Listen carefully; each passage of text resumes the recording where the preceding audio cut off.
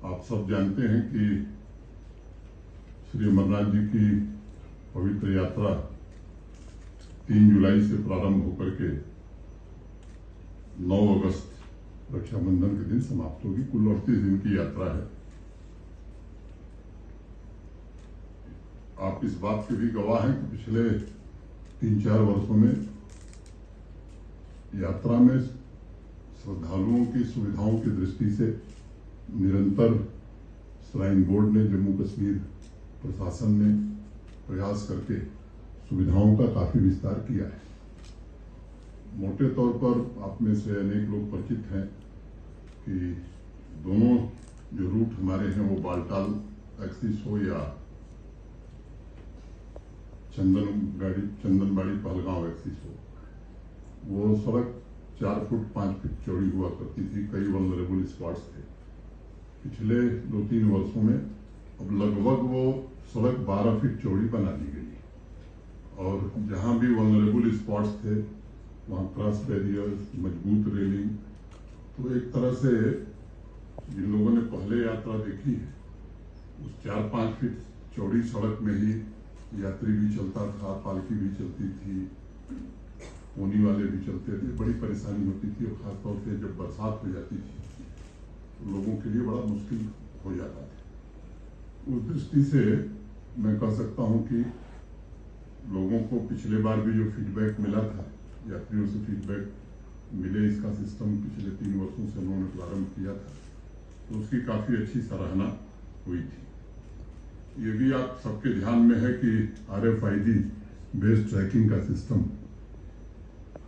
3 साल पहले स्थापित कर दिया गया और eKYC के बाद ही RFID कार्ड सभी श्रद्धालुओं को, माने यात्रियों को, सभी सर्विस प्रोवाइडर्स को दिया जाता है। लाइव फीड के लिए हाई क्वालिटी कैमरा भी पूरी तरह से लगाए गए हैं। Integrated command and control centre एक राजभवन में चलता है और दूसरा पुलिस का एक सेंटर है जो निरंतर चलता रहता है।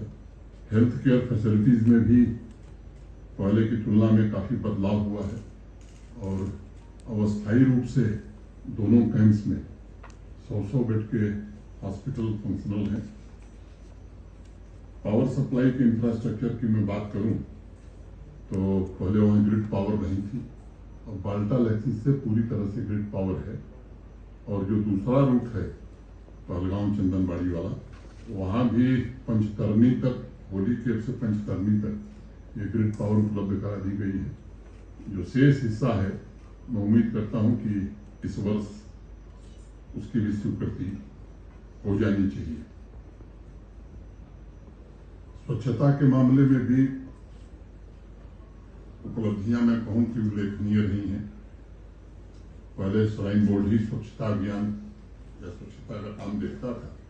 अब जम्मू कश्मीर का जो रूरल डेवलपमेंट डिपार्टमेंट है और अर्बन डेवलपमेंट डिपार्टमेंट, ये अपने अपने एरिया में पूरी तरह से स्वच्छता के काम से जुड़े रहते हैं और अब तो पिछले 2 वर्षों से कचरा मुक्त और सस्टेनेबल तीर्थ यात्रा यानी 0 लैंडफिल का लक्ष्य हासिल किया गया। अनेक प्रकार की अन्य सुविधाएं भी यात्रियों के लिए प्रारंभ की गई हैं, जैसे सूरैक हो, क्लॉक रूम हो, हेलमेट का डिस्ट्रीब्यूशन हो, ई-रिक्शा की भी सुविधा प्रदान की गई है और जो पशु हमारे यहाँ घोड़े या खच्चर जो चलते हैं उनके लिए पिछले साल से चारा की भी मुफ्त व्यवस्था की गई है। पवित्र गुफा पर प्रसाद के लिए सेल्स काउंटर बनाए गए हैं। खराब मौसम में भी यात्री ठीक से रह सकें, इसके लिए अस्थायी रूप से यात्री निवास का निर्माण भी दोनों स्थानों पर हो रहा है। हम उम्मीद कर रहे थे कि इस साल 30 जून तक पूरा हो जाएगा, लेकिन मुझे इन्हीं परिस्थितियों में 15 दिन काम बंद हो गया। मैं उम्मीद करता हूं कि बालटाल में तो लोग रुक पाएंगे। नुनवान में काम पूरा 100% नहीं हो पाएगा, लेकिन मेजर पोर्शन उसका भी पूरा हो जाएगा। नुनवान कैंप में जाते समय जो कन्वॉय हमारी आती थी जम्मू से, एक परेशानी होती थी कि 2 बार उनकी चेकिंग करनी पड़ती थी। वहाँ एक फुट ओवर ब्रिज बन गया है, अब एक ही बार चेकिंग के बाद कम समय में सारे लोग कैंप में पहुंच जाएंगे। पिछले साल 12 वर्षों में सबसे ज्यादा यात्रा 5,12,000 रही। इस वर्ष 22 अप्रैल के पहले बड़ी संख्या में रजिस्ट्रेशन हुए थे। 22 अप्रैल की दुर्भाग्यपूर्ण घटना के बाद रजिस्ट्रेशन में थोड़ी गिरावट आई, लेकिन फिर से अब वो पिछले वर्ष की तुलना में अगर मैं कहूं तो मोटे तौर पर 35-40 हजार पंजीकरण कम हुआ है। मैं उम्मीद करता हूं कि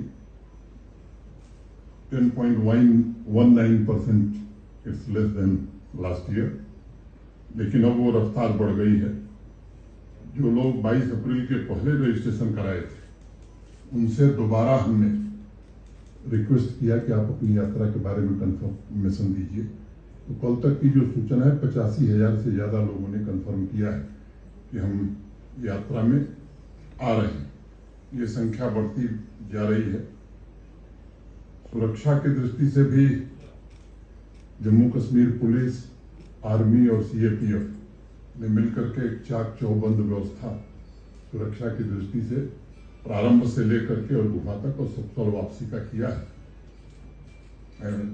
चाहे वो एरिया डोमिनेशन हो, एमआरटीज की संख्या हो, 3 टियर सिक्योरिटी बेस कैंप में लगाई गई हो, या डिप्लॉयमेंट का जहां तक सवाल है तो जेके पुलिस के भी ऑफिसर्स पहले की तुलना में ज्यादा डिप्लॉय हुए हैं।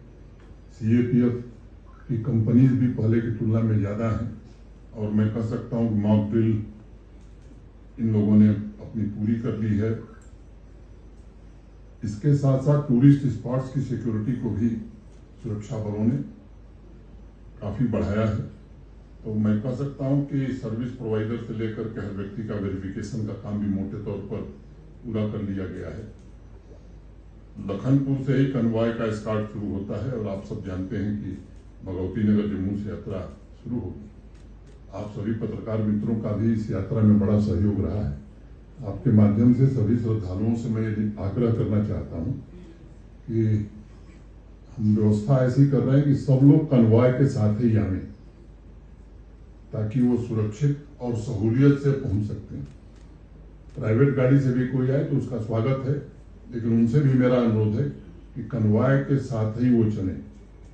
दूसरा, कई कारणों से विचार करके इस बार हेली सर्विस को बंद कर दिया गया है, और इसलिए हेली सेवाएं इस बार नहीं चलेंगी। कई नए इनिशिएटिव भी लिए गए हैं, जिसके बारे में आप जब पूछेंगे तो मैं बताऊंगा। लेकिन यात्रियों का इंश्योरेंस हो या पोनी वालों का, पिट्ठू वालों का इंश्योरेंस हो, ये सब श्राइन बोर्ड और प्रशासन मिलकर कराता है।